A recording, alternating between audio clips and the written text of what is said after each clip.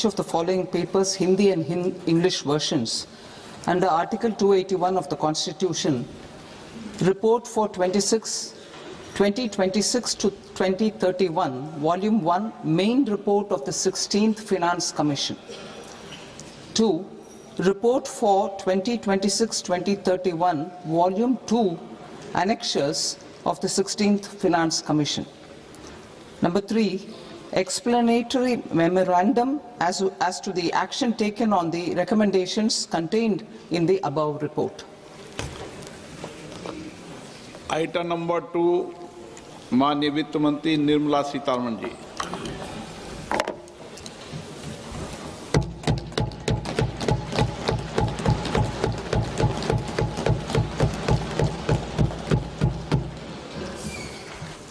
Honorable Speaker, sir, on the sacred occasion of Magh Purnima and the birth anniversary of Guru Ravidas, I present the budget for the year 2026-2027.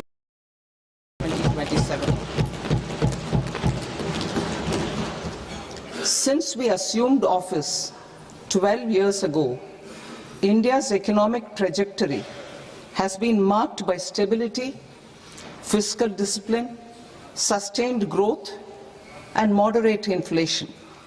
This is the result of conscious choices we have made, even in times heightened uncertainty and disruption. Our government, led by Honorable Prime Minister Modi, has decisively and consistently chosen action over ambivalence, reform over rhetoric, and people over populism. We have pursued far-reaching structural reforms, fiscal prudence and monetary stability, whilst maintaining a strong thrust on public investment. Keeping Atmanirbharta as a lodestar, we have built domestic manufacturing capacity, energy security, and reduced critical import dependencies. Simultaneously, we have ensured that citizens benefit from every action of the government, undertaking reforms to support employment generation, agricultural productivity, household purchasing power, and universal services to people. These measures have delivered a high growth rate of around 7% and helped us make substantial strides in poverty reduction and improvement in the lives of our people. Today, we face an external environment in which trade and multilateralism are imperiled and access to resources and supply chains are disrupted. New technologies are transforming production systems while sharply increasing demands on water, energy, and critical minerals. India will continue to take confident steps towards Vikasit Bharat, balancing ambition with inclusion. As a growing economy with expanding trade and capital needs, India must also remain deeply integrated with global markets, exporting more and attracting stable long-term investment. As I begin Part A, I want to express my gratitude to the people for standing firmly with us as we forge our way together towards becoming one of the largest economies of the world.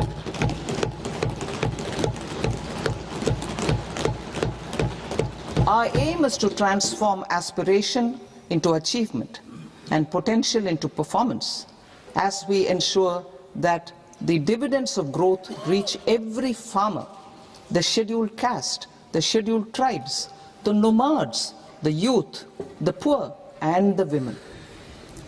In Vikasit Bharat Young Leaders Dialogue 2026, several innovative ideas were shared with our Prime Minister, which have inspired many of the proposals, making this a unique Yuva Shakti-driven budget.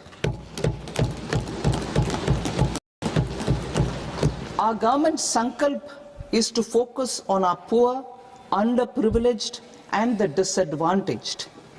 To deliver on this sankalp And given that this is the first budget prepared in Kartavya Bhavan, we are inspired by three Kartavya.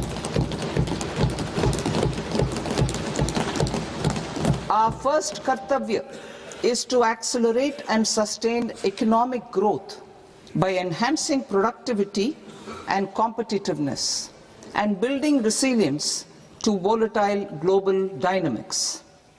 Our second Kartavya is to fulfill aspirations of our people and build their capacity, making them strong partners in India's path to prosperity.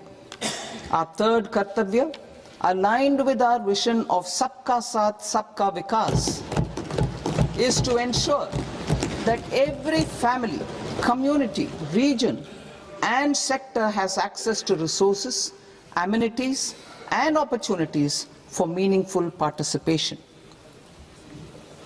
This threefold approach requires a supportive ecosystem. The first requirement is to sustain the momentum of structural reforms, continuous, adaptive, and forward-looking.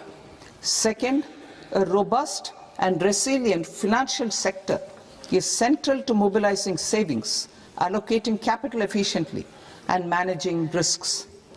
Third, cutting-edge technologies, including AI applications, can serve us as force multipliers for better governance.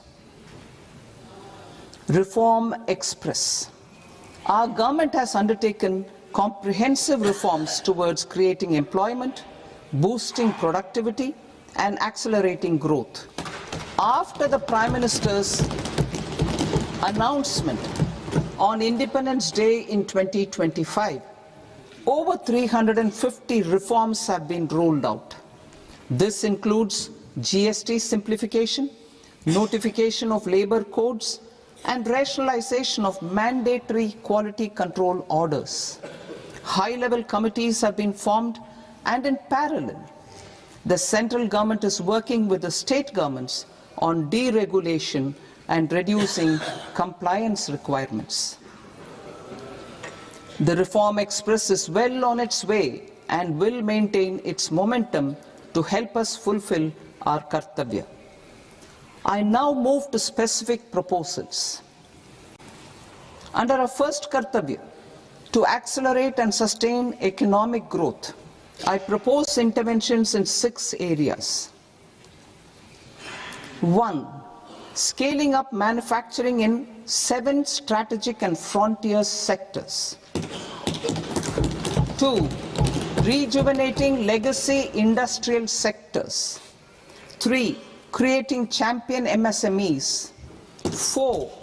Delivering a powerful push for infrastructure. 5. Ensuring long-term security and stability. And 6. Developing city economic regions. Scaling up of manufacturing in 7 strategic and frontier sectors.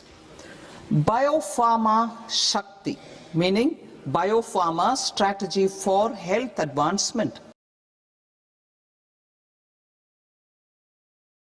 like diabetes, cancer, and autoimmune disorders.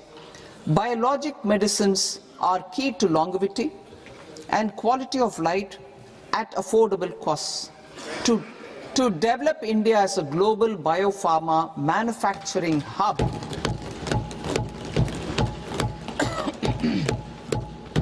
I propose the Biopharma Shakti with an outlay of 10,000 crores over the next 5 years. This will build the ecosystem for domestic production of biologics and biosimilars. The strategy will include a biopharma-focused network with 3 new national institutes of pharmaceutical education and research, popularly known as NIPERs, and upgrading 7 existing ones. It will also create a network of 1,000 accredited India clinical trials sites. We propose to strengthen the Central Drug Standard Control Organization to meet global standards and approved timeframes through and approval timeframes through a dedicated scientific review cadre and specialists. India's Semiconductor Mission 1.0 expanded India's semiconductor sector capabilities. Building on this, we will launch ISM 2.0 to produce equipment and materials, design full-stack Indian IP, and fortify supply chains. We will also focus on industry-led research and training centers to develop technology and skilled workforce. The Electronics Components Manufacturing Scheme, launched in April 2025 with an outlay of 22,919 crores, already has investment commitments at double the targets. We propose to increase the outlay to 40,000 crores to capitalize on this momentum.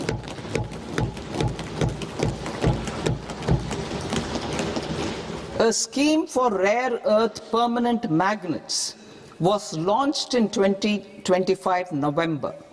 We now propose to support the mineral-rich states of Odisha, Kerala, Andhra Pradesh and Tamil Nadu to establish dedicated rare earth corridors to promote mining, processing, research and manufacturing. To enhance domestic chemical production and reduce import dependency, we will launch a scheme to support states in establishing 3 dedicated chemical parks through challenge route on a cluster-based plug-and-play model. Strong capital goods.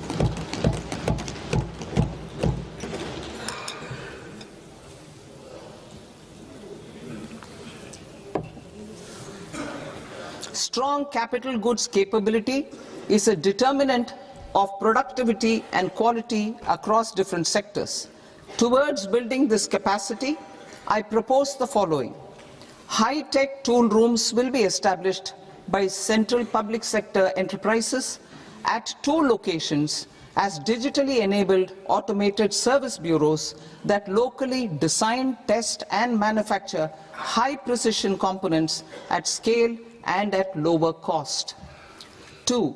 A scheme for enhancement of construction and infrastructure equipments will be introduced to strengthen domestic manufacturing of high value and technologically advanced CIE. This can range from lifts in a multi-storied apartment or firefighting equipment in multiplexes, large or small, and to tunnel boring equipments for building metros and high-altitude roads. I also propose a scheme for container manufacturing to create a globally competitive container manufacturing ecosystem with a budgetary allocation of 10,000 crores over a 5-year period. For the labor-intensive textile sector, I propose an integrated program with 5 subparts.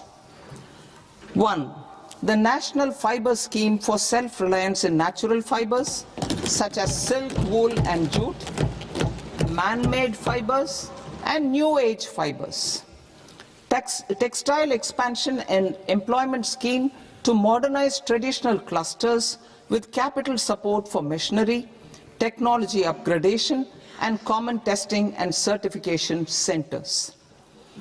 3. The National Handloom and Handicraft Program to integrate and strengthen existing schemes and ensure targeted support for weavers and artisans.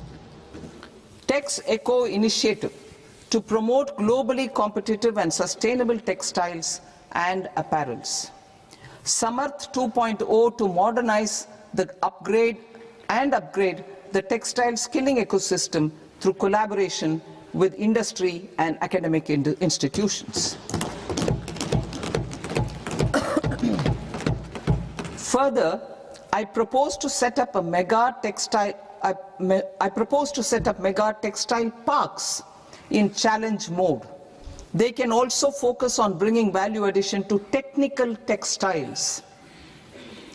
I propose to launch the Mahatma Gandhi Gram Swaraj initiative to to strengthen khadi, handloom and handicrafts. This will help in global market linkage and branding. It will streamline and support training, skilling, quality of process and production. This will benefit our weavers, village industries, One District, One Product ODOP initiative and also our rural youth. India has the potential to emerge as a global hub for high quality, affordable sports goods. I propose a dedicated initiative for sports goods that will promote manufacturing, research and innovation in equipment design as well as material sciences. Rejuvenation of legacy industrial clusters. I propose to introduce a scheme to revive 200 legacy industrial clusters to improve their cost competitiveness and efficiency through infrastructure and technology upgradation. Creating champion SMEs and supporting micro enterprises. Recognizing MSMEs as a vital engine of growth, I propose a three-pronged approach to help them grow as champions. Equity support. I propose to introduce a dedicated 10,000 crores SME growth fund to create future champions, incentivizing enterprises based on select criteria. I also propose to top up the Self-Reliant India Fund set up in 2021 with 2,000 crores to continue support to micro enterprises and maintain their access to risk capital. Liquidity support. With TREDS, more than 7 lakh crore has been made available to MSMEs. To leverage its full potential, I propose 4 measures. 1. Mandate TREDS as the transaction settlement platform for all purchases from MSMEs by CPSEs, serving as a benchmark for other corporates. 2. Introduce a credit guarantee support mechanism through CGTMSE for invoice discounting on TREDS platform. 3. Link GEM with TREDS for sharing information with financiers about government purchases from MSMEs, encouraging cheaper and quicker financing. 4. Introduce TREDS receivables as asset-backed securities, helping develop a secondary market, enhancing liquidity and settlement of transactions. Professional support. Government will facilitate professional institutions such as the ICAI, ICSI, ICMAI to design short-term modular courses and practical tools to develop a cadre of corporate mitras, especially in Tier 2 and Tier 3 towns. These accredited para-professionals will help MSMEs meet compliance requirements at affordable costs. Infrastructure. During this past decade, our government has undertaken several initiatives for large-scale enhancement of public infrastructure, including through new financing instruments such as Infrastructure Investment Trust (InvITs) and Real Estate Investment Trust (REITs), and institutions like NIIF and NABFID. We shall continue to focus on developing infrastructure in cities with over 5 lakh population, that is Tier 2, Tier 3 cities, which have expanded to become growth centers. Public capital expenditure has increased manifold from 2 lakh crore in 2014-15 to an allocation of 11.2 lakh crore in BE 25-26. In this coming year, that is financial year 2026-27, I propose to increase it to 12.2 lakh crores to continue the momentum. To strengthen the confidence of private developers regarding risks during infrastructure development and construction phase, I propose to set up an infrastructure risk guarantee fund to provide prudentially calibrated partial credit guarantee to lenders. Over the years, rights have emerged as a successful instrument for asset monetization. I propose to accelerate recycling of significant real estate assets of the CPSEs through the setting up of dedicated rights. To promote environmentally sustainable movement of cargo, I propose to 1. Establish new dedicated freight corridors connecting Dankuni in the east to Surat in the west. Operationalize 20 new national waterways over the next 5 years. Starting with National Waterways 5 in Orissa to connect mineral-rich areas of Talcher and Angul and industrial centers like Kalinga Nagar to the ports of Paradeep and Dhamra. Training institutes will be set up as regional centers of excellence for development of required manpower for these waterways. This will benefit youth in the entire stretch of the waterways to train and acquire skills. Further, a ship repair ecosystem catering to inland waterways will also be set up at Varanasi and Patna. And C. Launch a coastal cargo promotion scheme for incentivizing a modal shift from rail to road to increase the share of inland waterways and coastal shipping from 6% to 12% by 2047. To enhance last mile and remote connectivity and promote tourism, I propose to give incentives to indigenize manufacturing of seaplanes. A seaplane VGF scheme will be also introduced to provide support for operations. Carbon capture, utilization and storage. Aligning with the roadmap launched in December 2025, the carbon capture, utilization and storage technologies at scale will achieve higher readiness and in end-use application across 5 industrial sectors, including power, steel, cement, refineries, and chemicals. An outlay of 20,000 crore is proposed over the next 5 years for this purpose. City economic regions. Cities are India's engines of growth, innovation, and opportunities. We shall now focus on Tier 2, Tier 3 cities, and even temple towns, which need modern infrastructure and basic amenities. This budget aims to further amplify the potential of cities to deliver the economic power of agglomerations by mapping city economic regions based on their specific growth drivers. An allocation of 5,000 crore per CER over 5 years is proposed for implementing their plans through a challenge mode with a reform-cum-result-based financing mechanism. In order to promote environmentally sustainable passenger systems, we will develop 7 high-speed rail corridors between cities as growth connectors, namely Mumbai to Pune, Pune to Hyderabad, Hyderabad to Bengaluru, Hyderabad to Chennai, Chennai to Bengaluru, Delhi to Varanasi, Varanasi to Siliguri.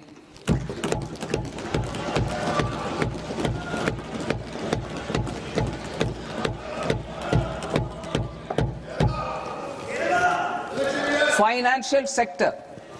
The Indian banking sector today is characterized by strong balance sheet, historic highs in profitability, improved asset quality, and coverage exceeding 98% of villages in the country. At this juncture, we are well placed to futuristically evaluate the measures needed to continue on the path of reform-led growth of this sector. I propose setting up a high-level committee on banking for Vikasit Bharat. High-level committee on banking for Vikasit Bharat to comprehensively review the sector and align it with India's next phase of growth, while safeguarding financial stability, inclusion, and consumer protection. The vision for NBFCs for Vikasit Bharat has been outlined with clear targets for credit disbursement and technology adoption in order to achieve scale and improve efficiency in the public sector NBFCs. As a first step, it is proposed to restructure the Power Finance Corporation and Rural Electrification Corporation.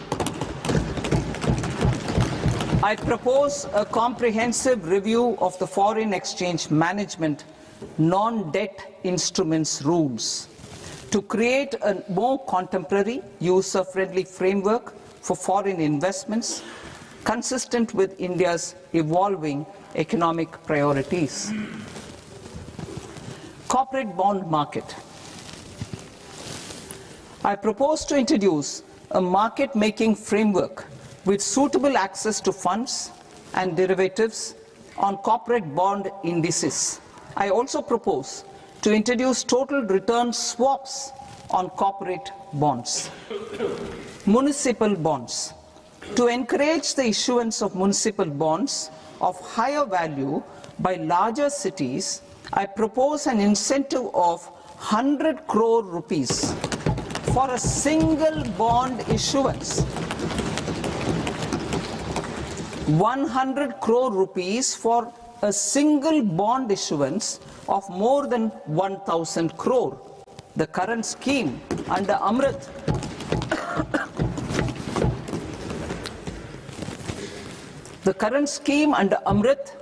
which incentivizes issuances up to 200 crores only, will also continue to support smaller and medium towns.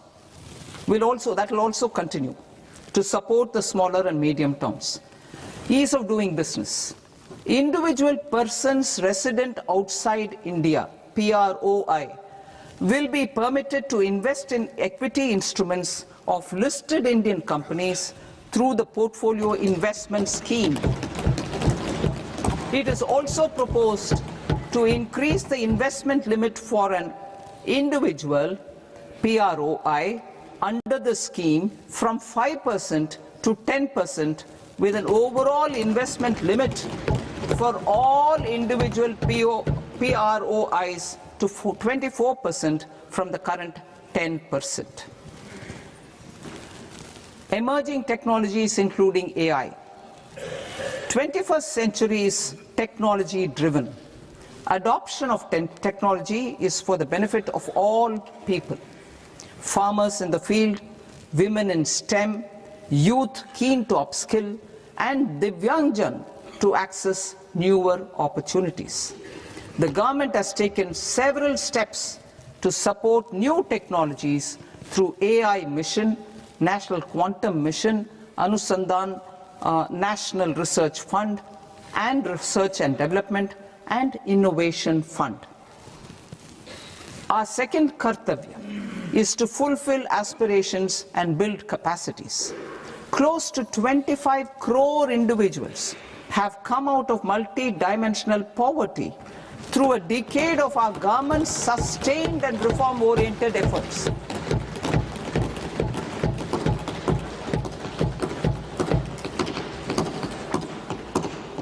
Our government has therefore decided to place a renewed emphasis on the service sector to provide a pathway to fulfilling aspirations of a youthful India with the following measures. I propose to set up a high-powered Education to Employment and Enterprises Standing Committee to recommend measures that focus on services sector as a core driver of Vikasit Bharat. This will make us a global leader in services with a 10% global share by 2047. The committee will prioritize areas to optimize the potential for growth, employment, and exports. They will also assess the impact of emerging technologies, including AI, on jobs and skill requirements and propose measures thereof. To create a range of skilled career pathways, a new range of skilled career pathways for our youth, I propose interventions in the following sectors. Health. Existing institutions for allied health professionals will be upgraded and new AHP institutions established in private and government sectors. This will cover 10 selected disciplines, including optometry, radiology, anesthesia, OT technology, applied psychology and behavioral health, and add 1 lakh AHPs over the next 5 years. A strong care system covering geriatric and allied care services will be built. A variety of NSQF-aligned programs will be developed to train multi-skilled caregivers, combining core care and allied skills such as wellness, yoga, and operation of medical assistive devices. In the coming year, 1.5 lakh caregivers will be trained.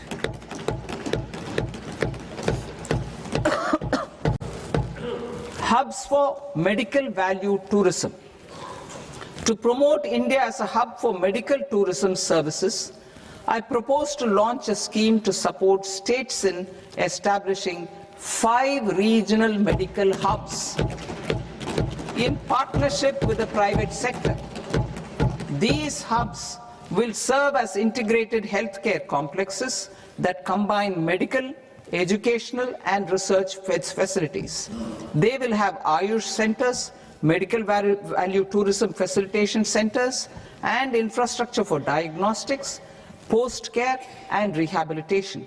These hubs will provide diverse opportunities, job opportunities for health professionals, including doctors and AHPs.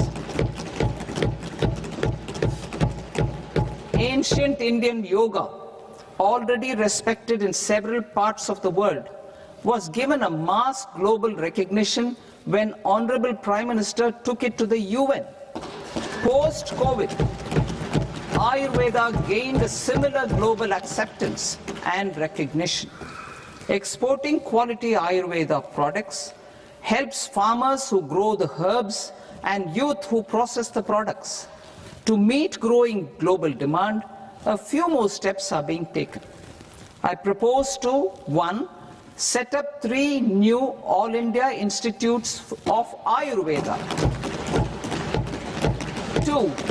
Upgrade Ayush pharmacies and drug testing labs for higher standards of certification ecosystem and make available more skilled personnel. 3. Upgrade the WHO Global Traditional Medicine Center in Jamnagar to bolster evidence-based research, training, and awareness for traditional medicine. Animal husbandry. Livestock contributes to close to 16% of farm income, including of poor and marginal households. To scale up availability of veterinary professionals by more than 20,000, I propose to roll out a loan-linked capital subsidy support scheme for establishment of veterinary and para-veterinary colleges, veterinary hospitals, diagnostic laboratories, and breeding facilities in private sector. Collaboration between Indian and foreign institutions will also be facilitated. Orange economy. India's animation, visual effects, gaming and comics sector, ABGC sector, is a growing industry projected to require 2 million professionals by 2030. I propose to support the Indian Institute of Creative Technologies, Mumbai, in setting up ABGC content creator labs in 15,000 secondary schools all over the country and 500 colleges. The Indian design industry is expanding rapidly, and yet there is a shortage of Indian designers. I propose to establish, through Challenge Route, a new National Institute of Design to boost design education and development in the eastern region of India. Education. Our government will support states through Challenge Route in creating 5 university townships in the vicinity of major industrial and logistics corridors. These planned academic zones will host multiple universities, colleges and research institutions, skill centers and residential complexes. In higher education, STEM institutions, prolonged hours of study and laboratory work pose some challenges for girl students. Through VGF, Viability Gap Funding and capital support, one girls' hostel will be established in every district.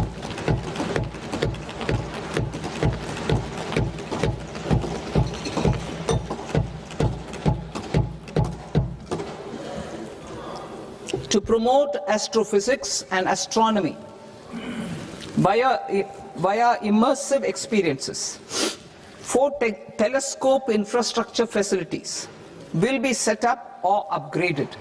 The National Large Solar Telescope, the National Large Optical Infrared Telescope, the Himalayan Chandra Telescope, and the Cosmos 2 Planetarium.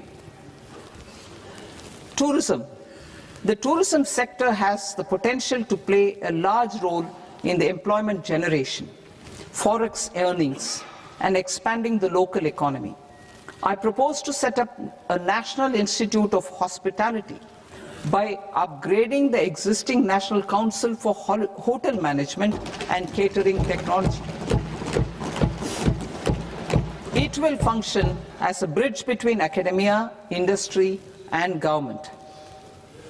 I also propose a pilot scheme for upskilling 10,000 guides in 20 iconic tourist sites through a standardized, high-quality, 12-week training course in hybrid mode in collaboration with the Indian Institute of Management.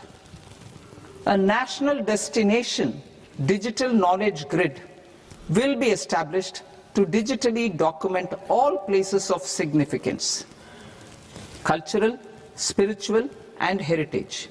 This initiative will create a new ecosystem of jobs for local researchers, historians, content creators, and technology partners.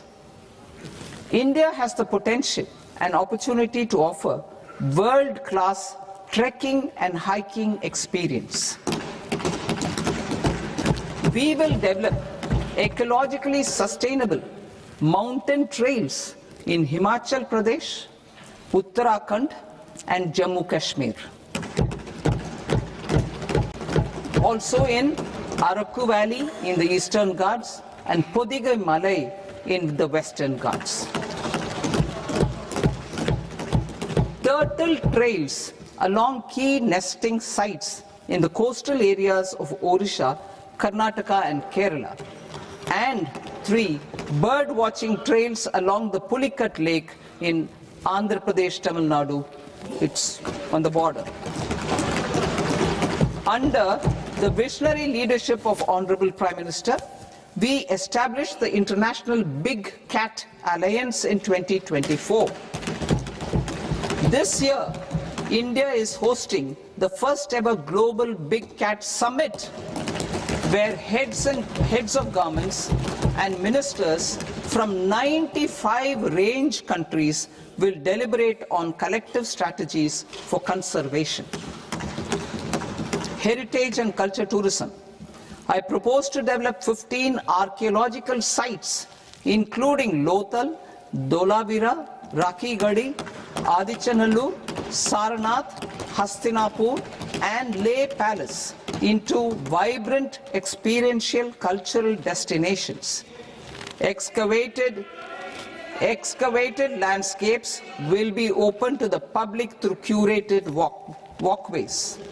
Immersive storytelling skills and technologies will be introduced to help conservation labs, interpretation centers, and guides.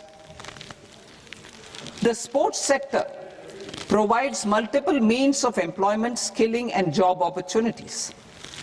Taking forward the systematic nurturing of sports talent, which is set in motion through the Khelo India program earlier, I propose to launch a Khelo India mission to transform the sports sector over the next decade. The mission will facilitate an integrated talent development pathway supported by training centers, which are foundational, intermediate, and elite levels. B, systematic development of coaches and support staff. C, integration of sports science and technology. D, competitions and leagues to promote sports culture and provide platforms. And E, development of sports infrastructure for training and competition. Our third Kartavya aligns with our vision of Sabka Saath, Sabka Vikas towards Vikasit Bharat.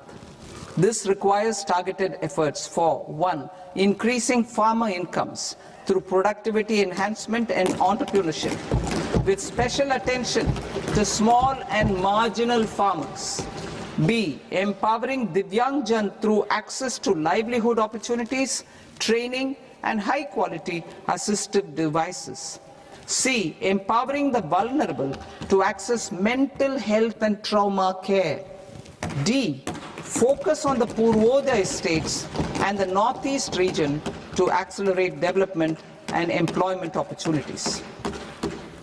Fisheries. We will undertake initiatives for integrated development of 500 reservoirs and Amrit Sarovars. 2. Strengthen the fisheries value chain in coastal areas and enable market linkages involving startups and women-led groups together with fish farmer producer organizations. Animal husbandry.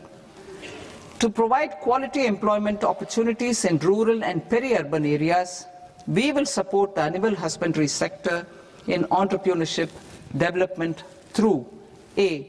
A credit-linked subsidy program. B. Scaling up and modernization of livestock enterprises. C. Enhanced creation of livestock, dairy, and poultry. Enhanced creation of livestock, dairy, and poultry-focused integrated value chains. And D.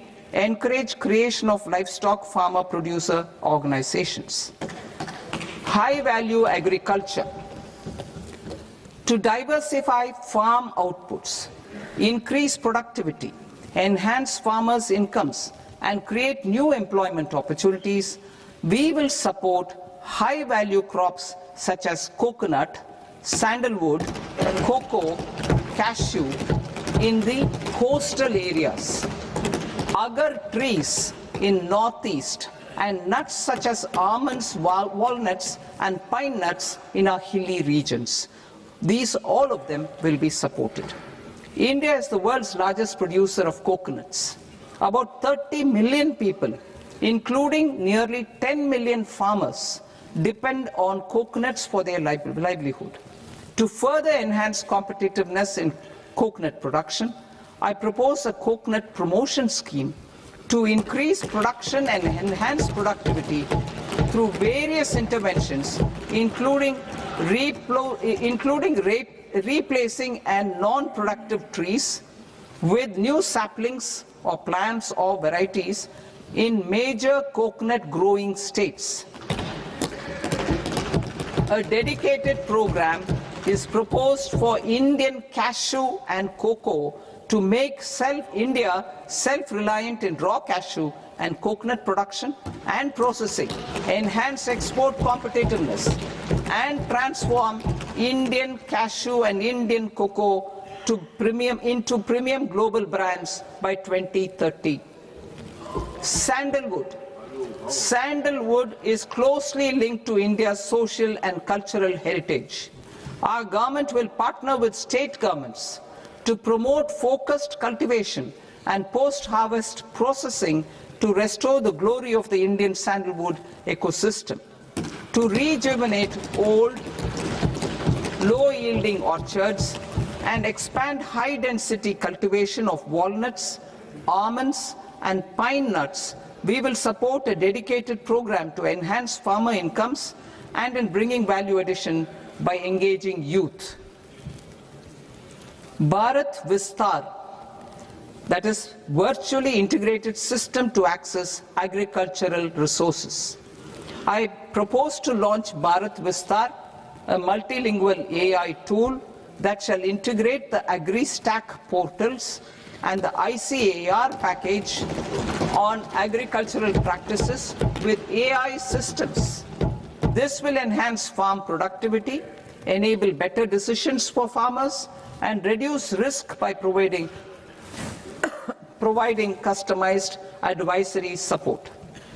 She Marts for rural women-led enterprises.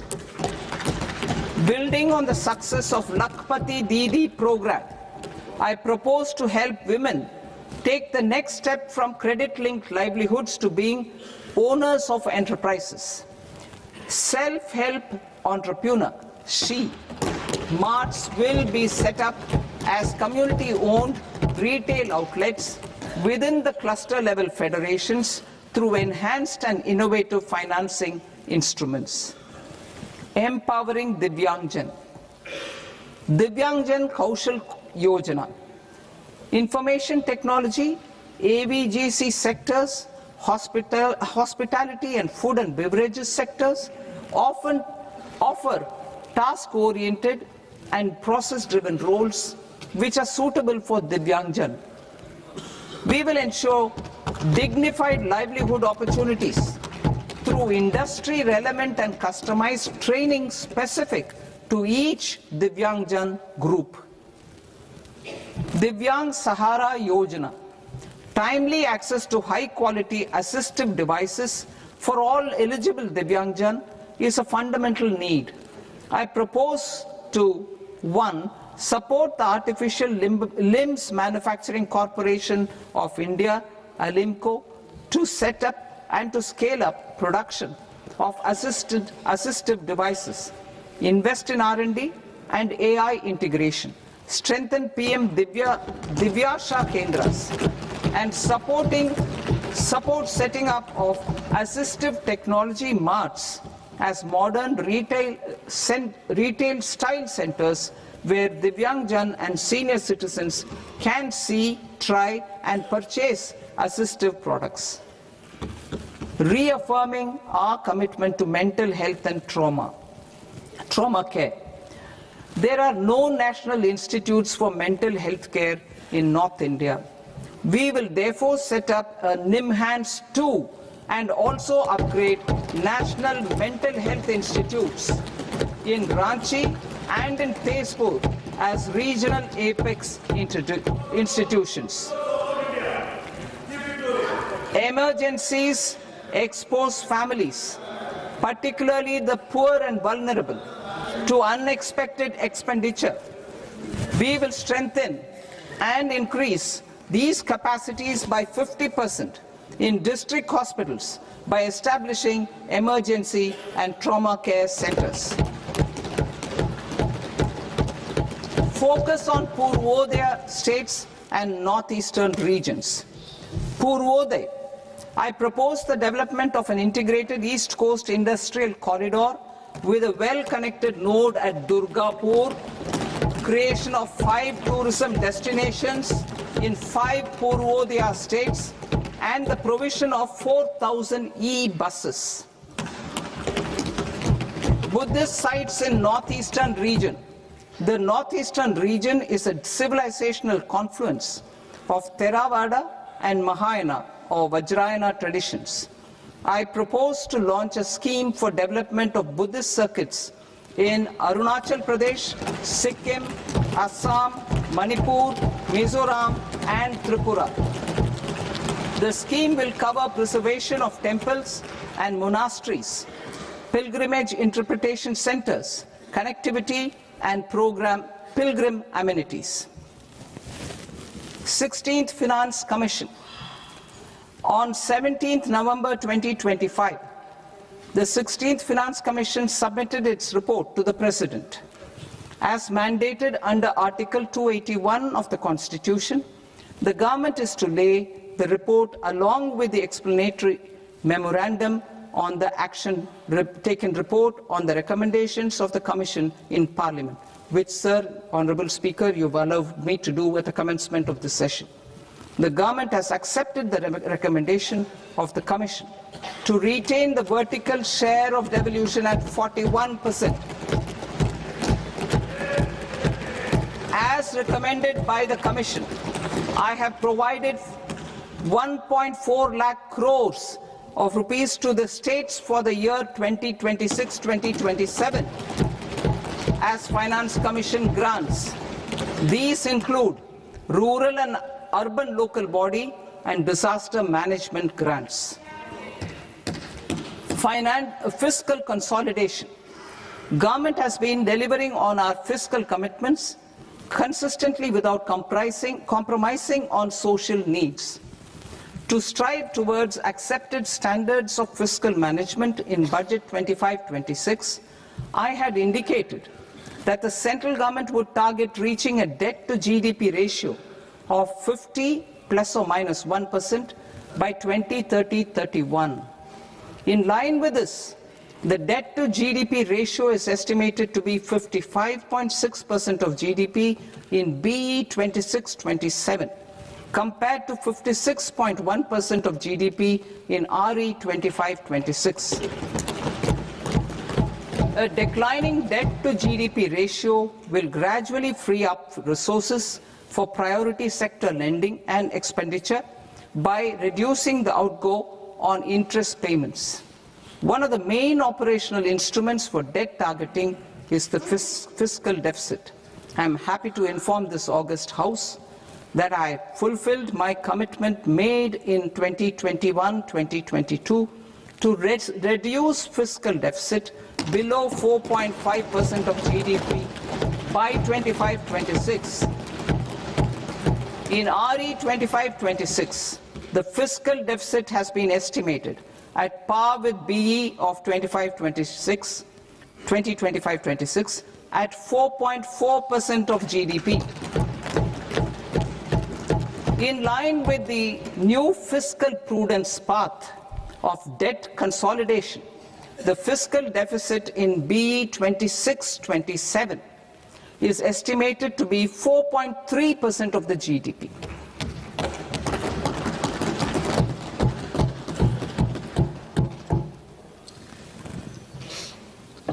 The revised estimates of the non-debt receipts are 34 lakh crore rupees, of which the centre's net tax receipts are 26.7 lakh crore.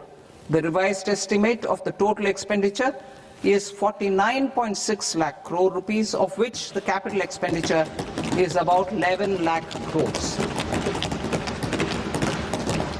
Budget estimates 2026 to 2027.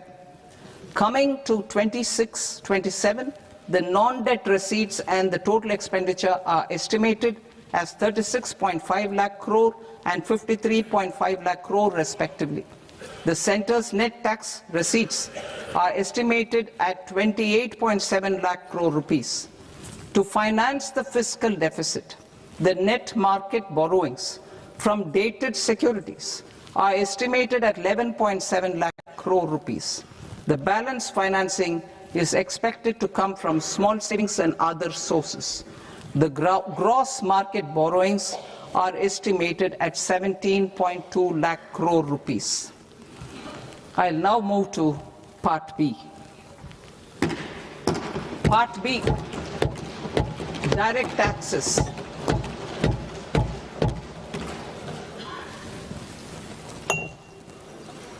Honorable Speaker, sir, I now present my proposals on direct taxes. New Income Tax Act. In July 2024, I announced a comprehensive review of the Income Tax Act 1961. This was completed in a record time, and the Income Tax Act 2025 will come into effect from 1st April 2026. The simplified income tax rules and forms will be notified shortly, giving adequate time to taxpayers to acquaint themselves with its requirements. The forms have been redesigned such that ordinary citizens can comply without difficulty. Ease of living. I propose that any interest awarded by the Motor Accident Claims Tribunal to a natural person will be exempt from income tax, and any TDS on this account will be done away with. I propose to reduce TCS rate on the sale of overseas tour program package from the current 5% and 20% to 2% without any stipulation of amount. I propose to reduce TCS rate for pursuing education and for medical purposes under the Liberalized Remittance Scheme, popularly known as LRS, from 5% to 2%. Supply of manpower services is proposed to be specifically brought within the ambit of payment to contractors for the purpose of TDS to avoid ambiguity. Thus, TDS on these services will be at the rate of either 1% or 2% only. I propose a scheme for small taxpayers, wherein a rule-based automated process will enable obtaining a lower or nil deduction certificate instead of filing an application with the assessing officer.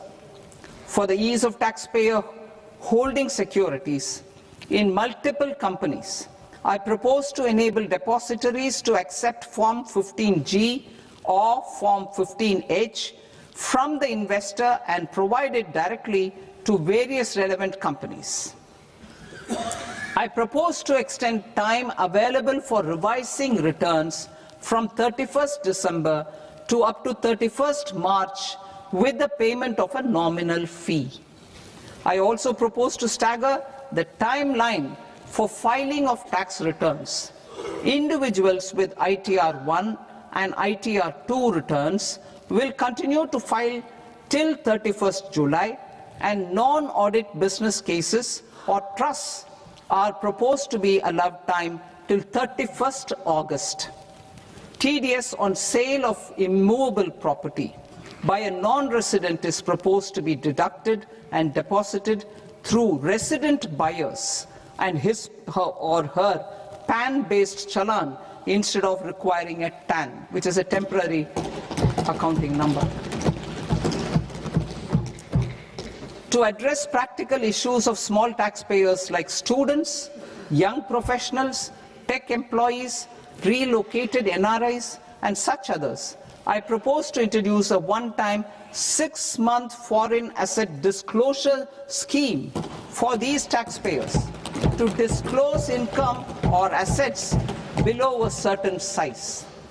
This scheme would be applicable for two categories of taxpayers, namely, A, who did not disclose their overseas income or assets, and B, who disclosed their overseas income and or paid due tax but could not declare the asset acquired.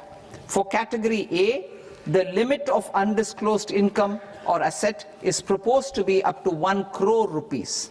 They need to pay 30% of fair market value of asset or 30% of undisclosed income as tax, and 30% as additional income tax in lieu of penalty, and would thereby get immunity from prosecution. For category B, asset value is proposed to be up to 5 crore rupees. Here, immunity from both penalty and prosecution will be available with a payment of fee of 1 lakh rupees. Rationalizing penalty and prosecution. Multiplicity of proceedings are hindrance to the ease of doing business. I propose to integrate assessment and penalty proceedings by way of a common order for both. There will be no interest liability on the taxpayer on the penalty amount for the period of appeal before the first appellate authority, irrespective of the outcome of appeal process. Further, quantum of prepayment is being reduced from 20% to 10% and will continue to be calculated only on core tax demand. As an additional measure for reducing litigation, I propose to allow taxpayers to update their returns even after reassessment proceedings have been initiated, and an additional 10% tax rate over and above the rate applicable for the relevant year. The assessing officer will then use only this updated return in his proceedings. There is already a framework for immunity from penalty and prosecution in the cases of underreporting. I propose to apply this framework for immunity to misreporting too. However, in such a case, the taxpayer will need to pay 100% of the tax amount as an additional income tax over and above the tax and interest due.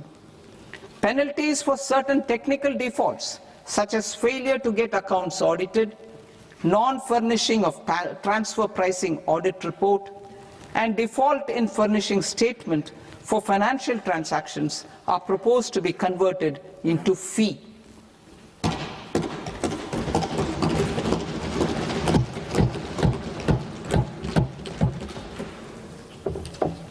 I propose to rationalize prosecution framework under Income Tax Act while maintaining a careful balance for deterrence in some serious offence.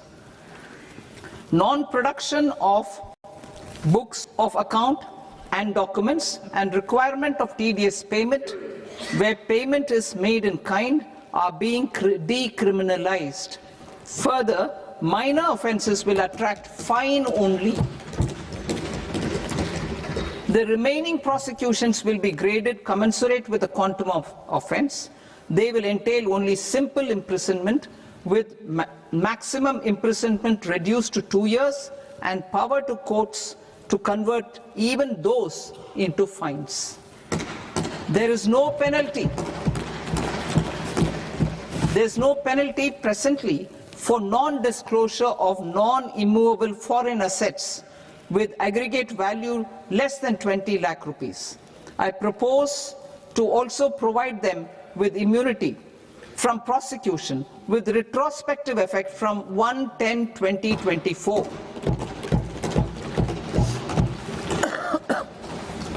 Cooperatives.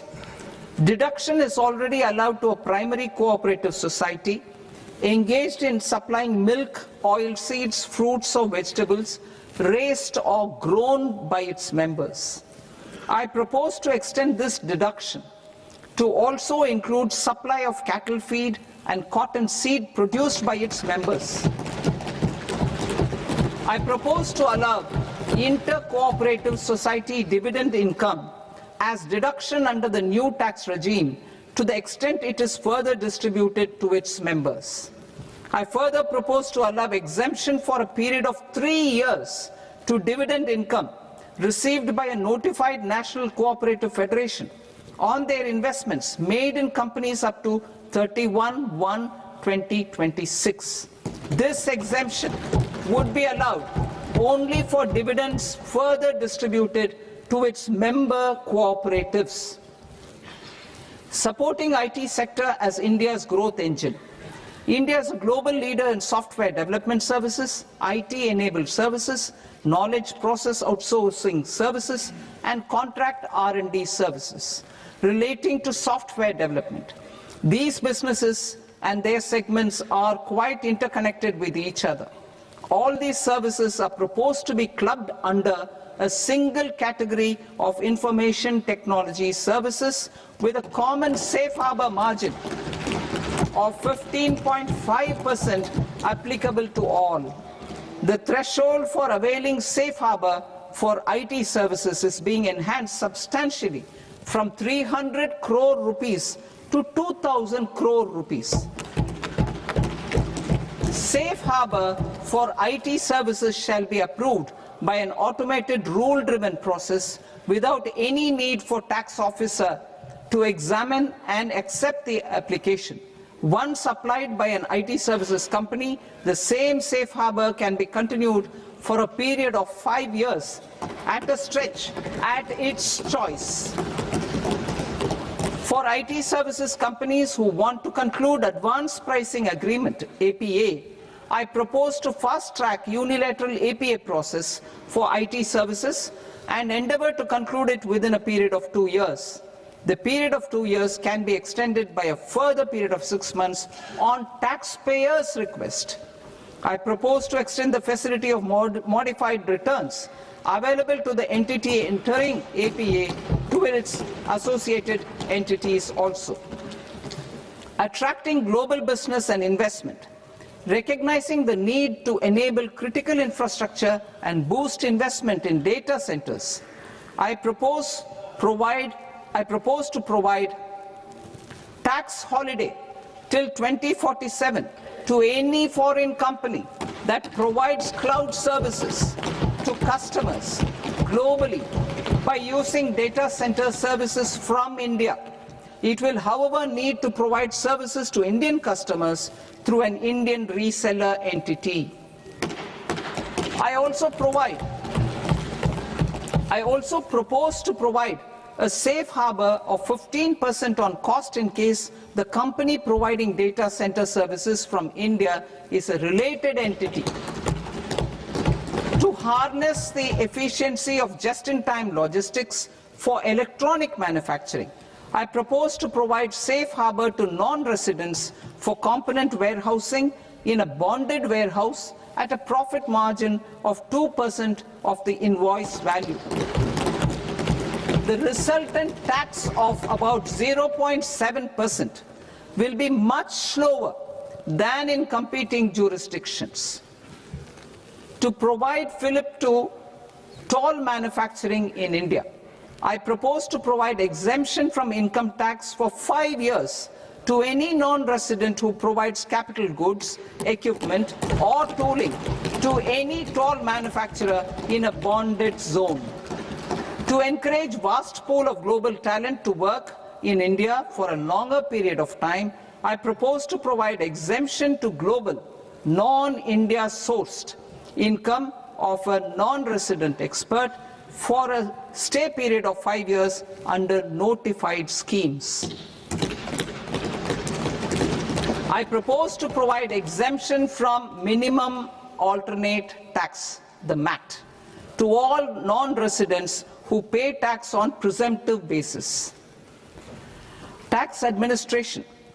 I propose to constitute a joint committee of Ministry of Corporate Affairs and Central Board of Direct Taxes for incorporating the requirements of income computation and disclosure standards, the ICDS, in the Indian Accounting Standards, IND AS itself.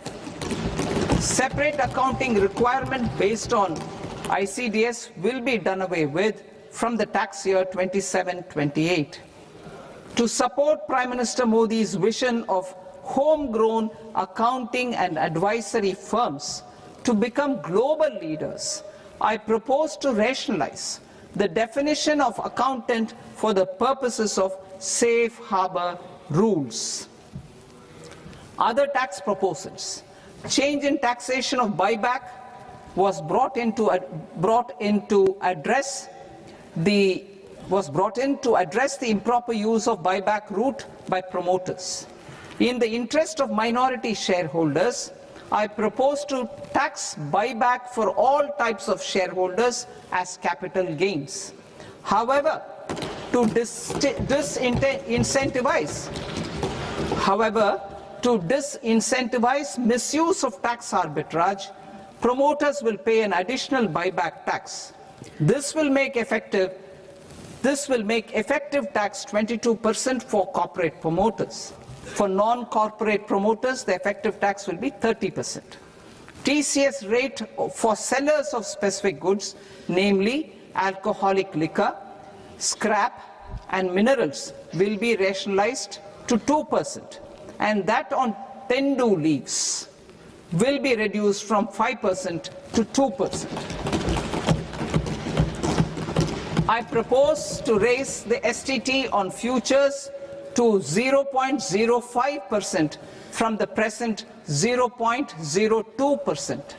STT on options premium and exercise of options are both proposed to be raised to 0.15% from the present rate of 0.1% and 0.125% respectively. We reformed the taxation landscape for corporates in 2019 by providing them a simplified regime with lower tax rate so that they could productively focus on business rather than on claim of deductions and exemptions. To encourage companies to shift to the new regime, set-off of brought forward MAT credit, minimum alternate tax credit, is proposed to be allowed to companies only in the new regime. Set-off using available MAT credit is proposed to be allowed to an extent of 1/4 of the tax liability in the new regime. MAT is proposed to be made final tax, so there will be no further credit accumulation from 1st April 2026. In line with this change, the rate of final tax is being reduced to 14% from the current MAT rate of 15%. The brought forward MAT credit of taxpayers accumulated till 30th March 2026 will continue to be available to them for set-off as above. Indirect taxes. I shall now take up proposals related to indirect taxes. My proposals for customs and central excise aim to further simplify the tariff structure, support domestic manufacturing, promote export competitiveness, and correct inversion in duty. To continue weeding out long-continuing customs duty exemptions, I propose to remove certain exemptions on items which are being manufactured in India or where the imports are negligible. Similarly, to further simplify the process of ascertaining the rate of duty applicable on a particular item, I propose to incorporate certain effective rates in various customs notifications to the tariff schedule itself. I shall now take up sector-specific proposals. Promotion of exports of marine, leather, and textile products. I propose to increase the limit for duty-free imports of specified inputs used for processing seafoods for export from the current 1% to 3% of FOB value of the previous year's export turnover. I also propose to allow duty-free imports of specified inputs, which is currently available for exports of leather or synthetic footwear, to exports of shoe uppers as well. I propose to extend the time period for export of final product from the existing 6 months to 1 year for exporters of leather or textile garments, leather or synthetic footwear, and other leather products. Energy transition and security. I propose to extend the basic customs duty exemption given to capital goods used for manufacturing lithium-ion cells for batteries to those used for manufacturing lithium-ion cells for battery energy storage systems also.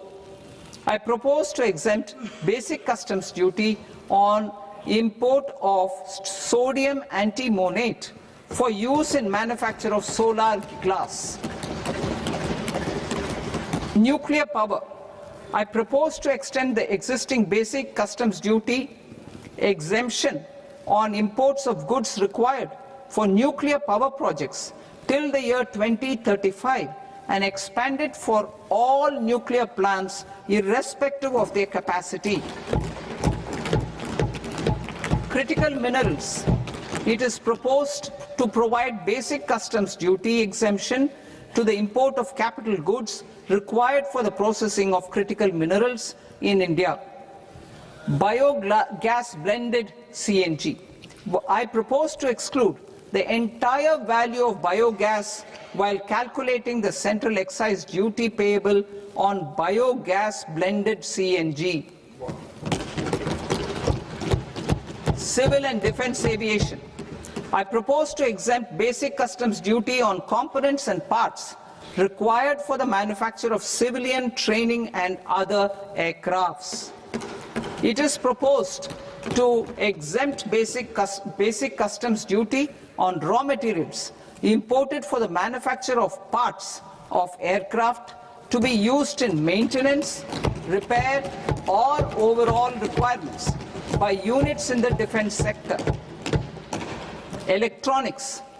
To deepen value addition in the consumer electronics sector, I propose to exempt basic customs duty on specified parts used in the manufacture of microwave ovens. Special economic zone.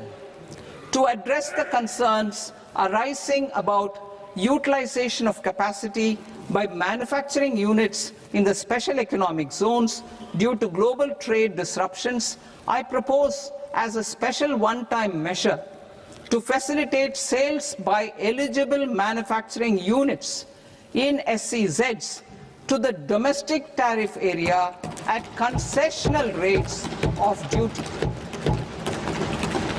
The quantity of such sales will be limited to a prescribed proportion of their exports. Necessary regulatory changes will be undertaken to operationalize the measures while ensuring level playing field for the units working in the DTA. Ease of living.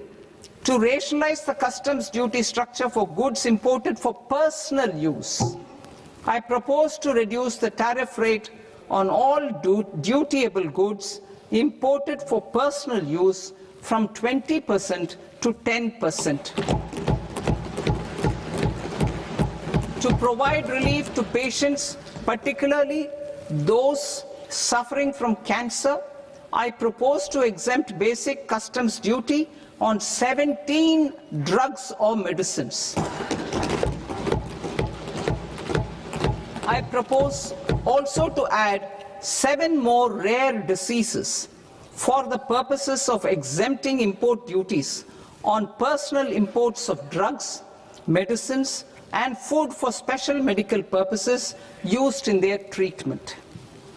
Customs process.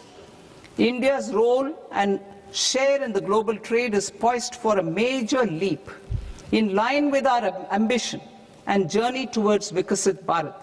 In this regard, I propose many measures for custom processes to have minimal intervention for smoother and faster movement of goods and greater certainty to the trade. Trust-based systems. I propose to enhance duty deferral period for Tier 2 and Tier 3 authorized economic operators, known as AEOs, from 15 days to 30 days. I propose to provide eligible manufacturer importers the same duty deferral facility. This should encourage them to get themselves accredited as a full-fledged Tier 3 AEO in due course. To provide greater certainty and for better business planning, I propose to extend validity period of advance ruling binding on customs from the present 3 years to 5 years. In the spirit of the whole of government approach,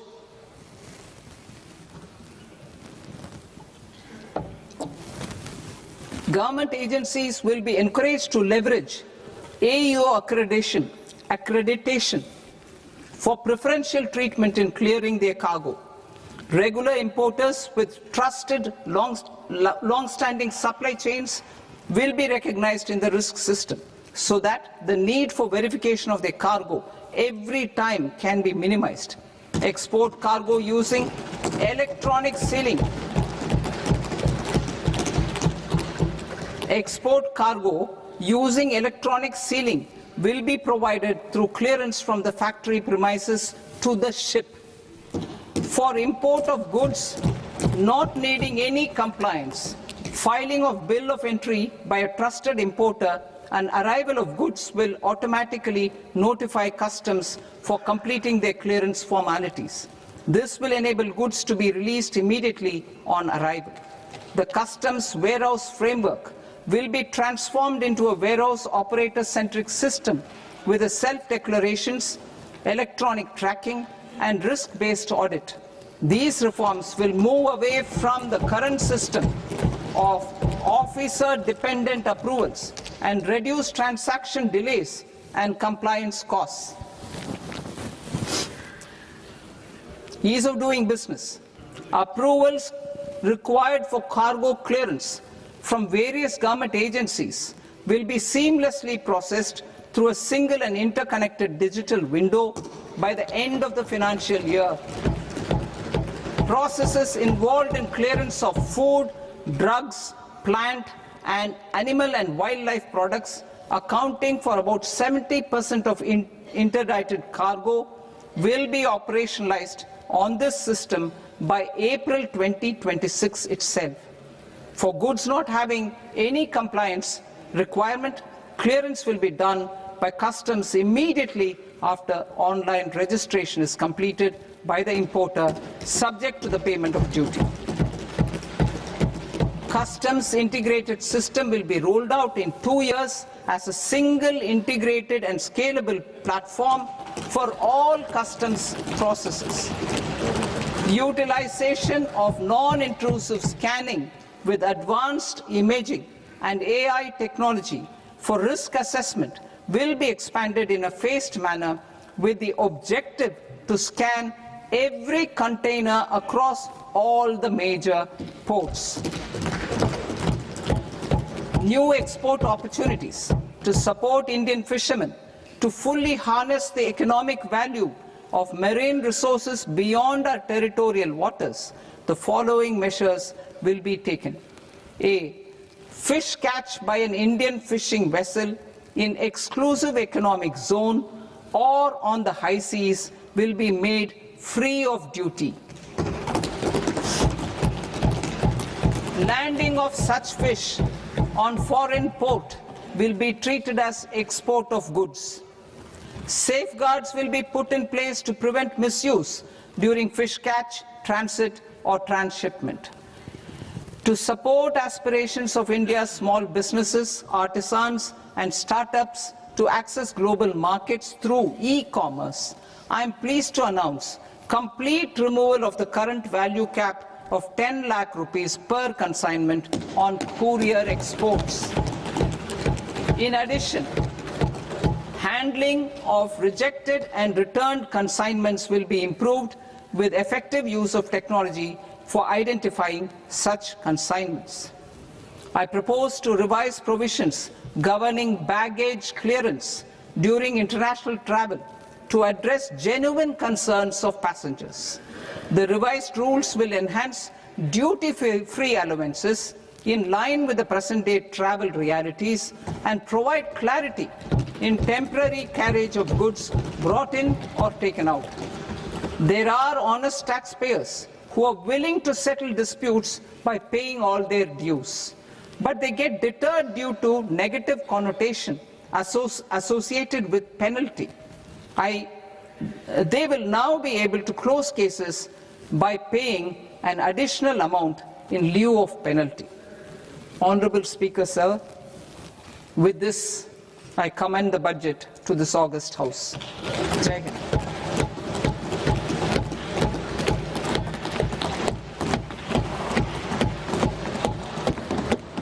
One and a half hours. Item number 3 माननीय वित्त मंत्री जी।